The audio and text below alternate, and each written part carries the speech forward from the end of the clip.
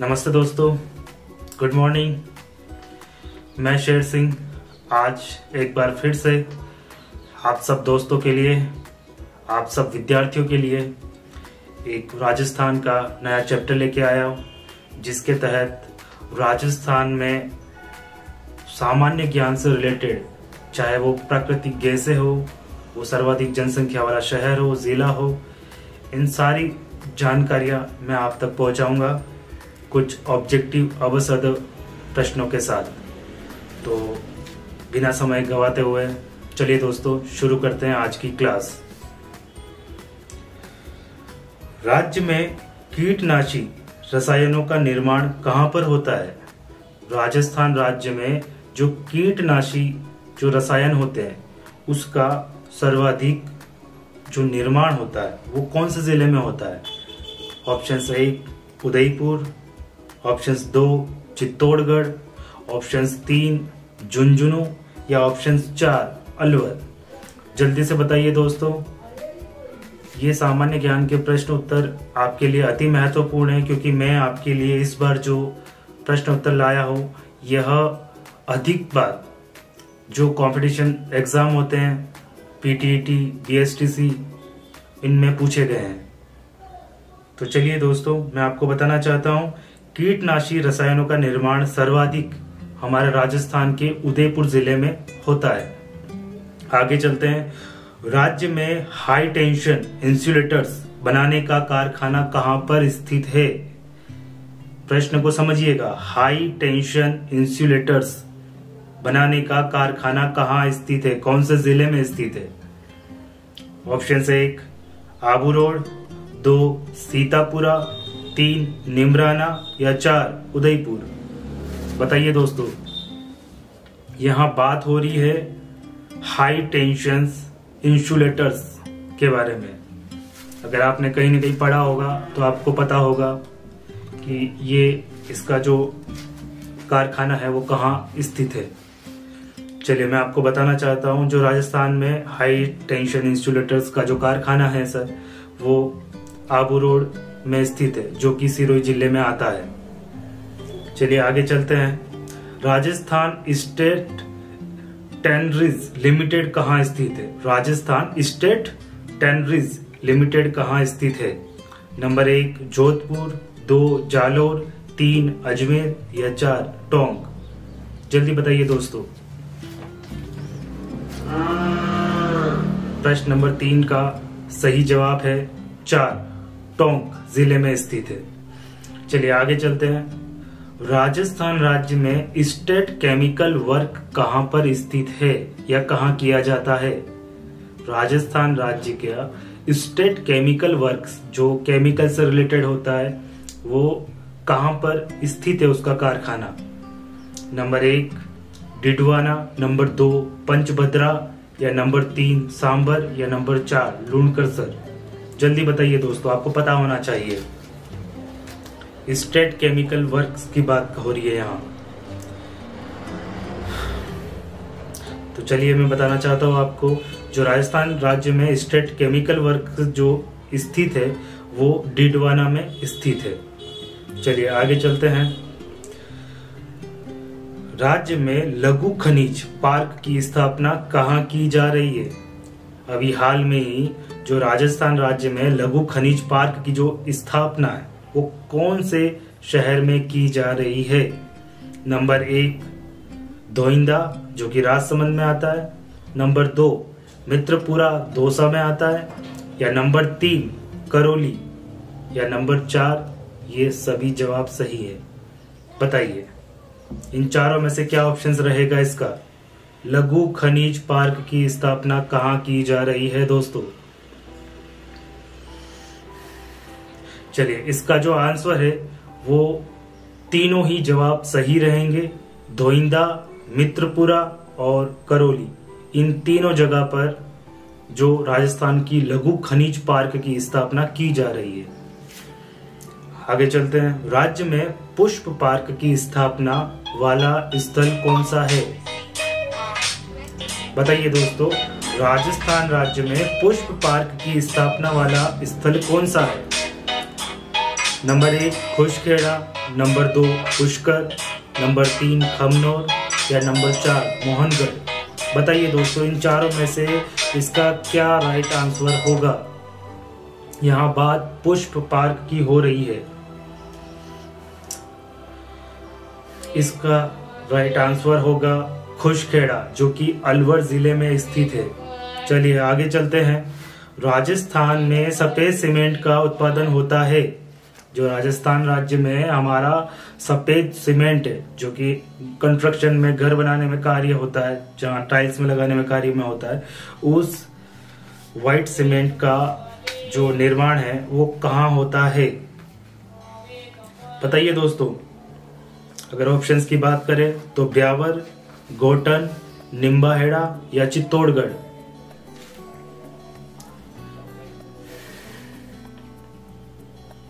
सफेद सीमेंट बनाने का उत्पादन कहाँ होता है। ब्यावर, गोटन, निम्बाहेड़ा या चित्तौड़गढ़। इसका राइट आंसर होगा गोटन। आगे चलते हैं दोस्तों।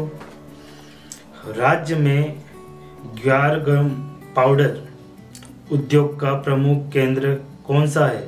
राज्य में ग्वारगम के नाम आपने सुना होगा। ग्वारगम पाउडर उद्योग का प्रमुख केंद्र कौन सा है। पहला झुंझुनू, दूसरा चूरू, तीसरा जोधपुर या चौथा बाड़मेर। बताइए दोस्तों, क्या इसका राइट आंसर होगा। जल्दी से कमेंट बॉक्स में बताइए।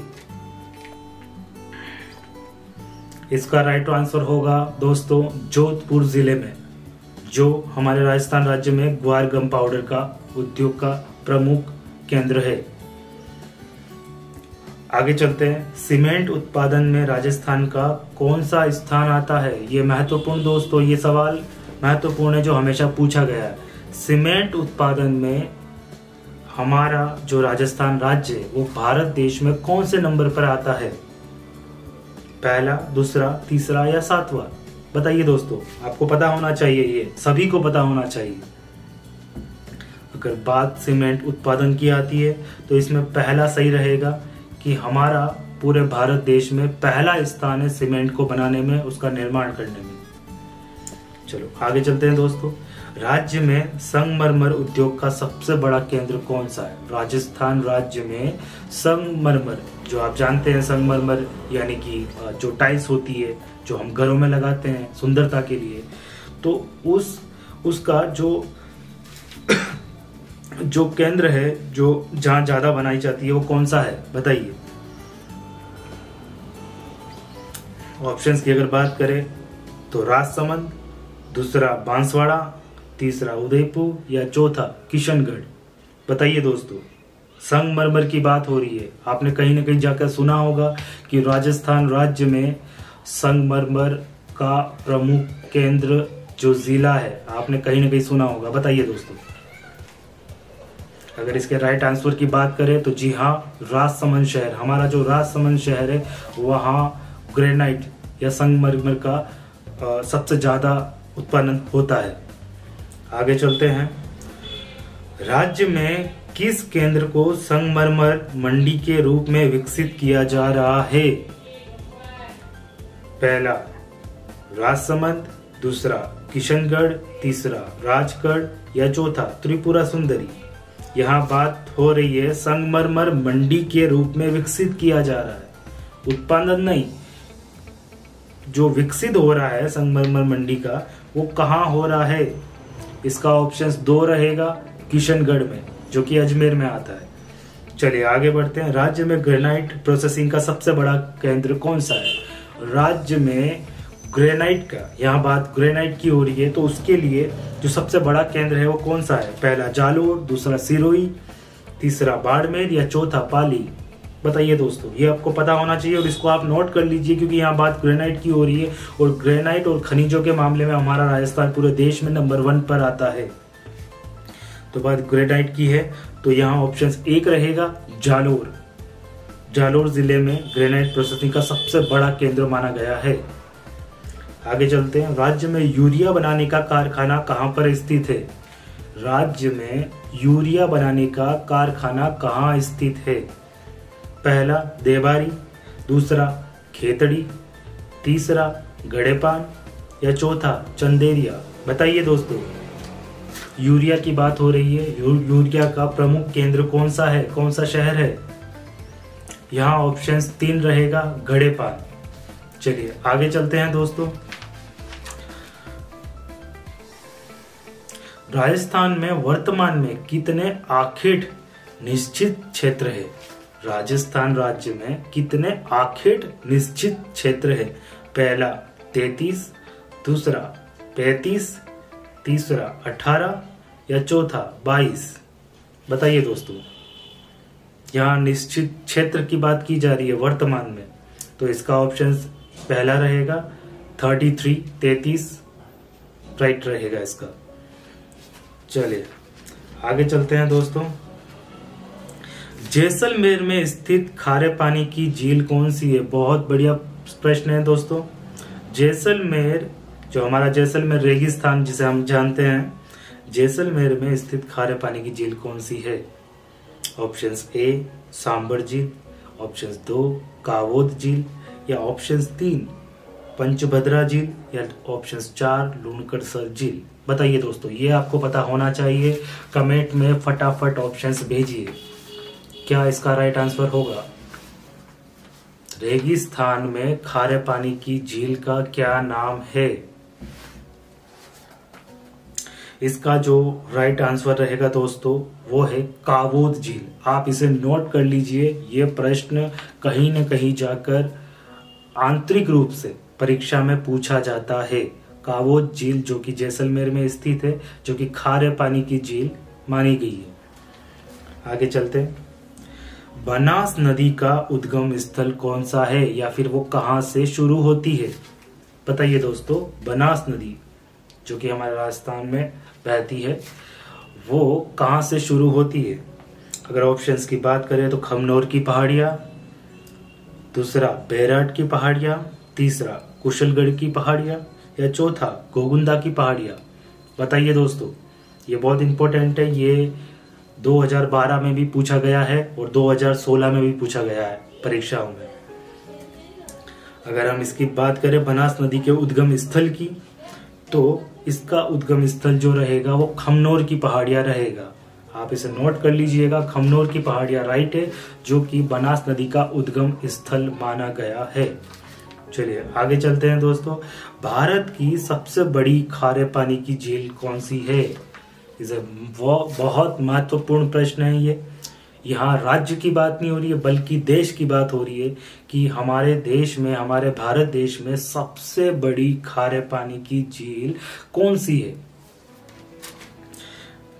जी हाँ, ये आपको जान के खुशी होगी कि जो भारत की सबसे बड़ी खारे पानी की जो झील है वो हमारे राजस्थान राज्य में है। हमें गर्व होना चाहिए इस बात पर। और अगर बात ऑप्शंस की करें तो नंबर 1 डिडवाना झील, नंबर 2 कावोद झील, नंबर 3 पंचभद्रा झील या नंबर 4 सांबर झील? बताइए दोस्तों जल्दी से इसका ऑप्शंस मुझे कमेंट बॉक्स में आना चाहिए जल्दी से। ये अति महत्वपूर्ण प्रश्न माना गया है। खारे पानी की झील की बात कर रहे हैं पूरे देश में। अगर इसकी हम बात करें तो भारत देश की सबसे बड़ी खारे पानी की झील सांबर झील को माना गया है। ये राइट रहेगा, सांबर झील। आगे चलते हैं दोस्तों। लूनी नदी का जल किस सागर में गिरता है? यहाँ लूनी नदी की बात हो रही है जो कि खारे पानी की झील है। यह कौन से सागर में जाके खत्म होती है या फिर उसका पानी गिरता है? पहला बंगाल की खाड़ी, दूसरा कच्छ की खाड़ी, तीसरा जवाई बांध या चौथा बनास नदी? फटाफट इसका आंसर बताइए दोस्तों, ये इंपॉर्टेंट प्रश्न है। लूनी नदी कहाँ जाके विलुप्त होती है, समाप्त होती है, खत्म होती है? बताइए। अगर हम ऑप्शन 2 की बात करें कच्छ की खाड़ी, तो हमारा राइट आंसर रहेगा कच्छ की खाड़ी, जो कि लूनी नदी का समाप्त पॉइंट है, जहाँ पे जाके वो खत्म होती है, कच्छ की खाड़ी में विलुप्त हो जाती है, वहां जाके बह जाती है। आगे चलते हैं दोस्तों। पीली मिट्टी के क्षेत्रों में कौन सी फसल अत्यधिक बोई जाती है? जो पीली मिट्टी है, यह मिट्टी बहुत कम जगह, बहुत कम स्थान पर उपस्थित होती है, यह सभी जगह नहीं होती। अगर जहाँ ये होती है पीली मिट्टी, तो वहाँ पर कौन सी फसल की जाती है दोस्तों? ऑप्शन ए चना, 2 मूंगफली, 3 गेहूं या 4 चावल। बताइए दोस्तों, ऐसी कौन सी फसल है जो पीली मिट्टी पर बोई जाती है? इसका ऑप्शन 2 सही रहेगा, मूंगफली की। जी हाँ दोस्तों, मूंगफली की खेती पीली मिट्टी पर की जाती है। आगे चलते हैं, आज का हमारा आखिरी प्रश्न रहेगा ये। भूरी रेतीली मिट्टी में किस तत्व की अधिकता होती है? भूरी रेतीली मिट्टी में किस तत्व की अधिकता होती है? प्रश्न को समझिए और ऑप्शंस की बात करें तो पहला नाइट्रोजन, दूसरा कैल्शियम, तीसरा फास्फेट या चौथा अमोनिया। जवाब दीजिए दोस्तों। आज के लिए इतना ही। ये जो प्रश्न है मैं एक बार इसको फिर से रिपीट करना चाहूंगा एवं इसका उत्तर आपको कमेंट बॉक्स में देना है। जिसका राइट आंसर होगा मैं उसको कमेंट में रिप्लाई दूंगा। भूरी रेतीली मिट्टी में किस तत्व की अधिकता होती है? नाइट्रोजन, कैल्शियम, फॉस्फेट या अमोनिया। चलिए, आज की क्लास यहीं खत्म होती है दोस्तों। मैं उम्मीद करता हूँ कि आपको मेरे द्वारा पूछे गए सारे प्रश्न समझ में आए होंगे और यह बहुत ही काम के प्रश्न है जो कि परीक्षा में हर बार पूछे गए हैं। आज के लिए इतना ही। जय हिंद दोस्तों, जय भारत।